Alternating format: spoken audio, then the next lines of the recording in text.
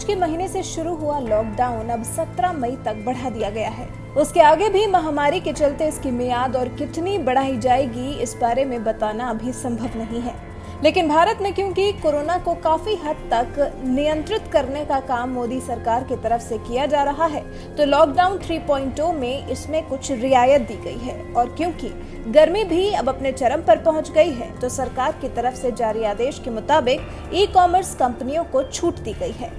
E commerce कंपनियों को छूट से मतलब है कि इंटरनेट के माध्यम से जरूरी सामान को आप ऑर्डर कर अपने घर मंगवा सकते हैं। ये लॉकडाउन 3.0 में अलग इसलिए है क्योंकि इस लॉकडाउन में ये छूट गर्मी से जुड़े सामान में भी दी गई है।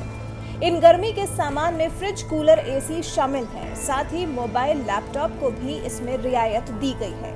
ये अनुमति केंद्र सरकार की तरफ से दी गई है क्योंकि अब ये प्रोडक्ट्स भी जरूरी हो गए हैं।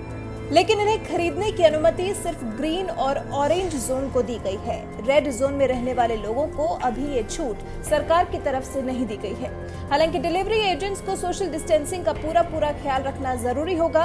इसके अलावा कंपनियों को भी अपने स्टाफ पर रेगुलर चेक करना होगा कि उनके अंदर कोरोना के लक्षण तो नहीं है। आपको बता दें कि पूरे देश के सभी जिलों को कोरोना के मरीजों के हिसाब से बांट दिया गया है। जहां सबसे कम मरीज है वो इलाका ग्रीन जोन होगा, मतलब कि वहां पर पिछले 21 दिन में कोई भी कोरोना संक्रमित मरीज मिलने की पुष्टि नहीं हुई है। वहीं रेड जोन वो जिले हैं जहां पर लगातार कोरोना मरीजों की संख्या बढ़ती चली जा रही है। और वो जिले जो ना ही ग्रीन जोन में आते हैं और ना ही रेड जोन में, उन्हें ऑरेंज जोन में डाल दिया गया है।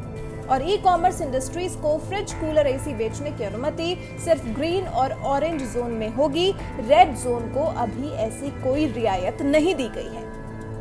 सरकार को कोरोना से लड़ने के साथ साथ देश की अर्थव्यवस्था का भी ख्याल रखना है, तभी तो लॉकडाउन 3.0 में सरकार की तरफ से कुछ रियायतें दी गई हैं।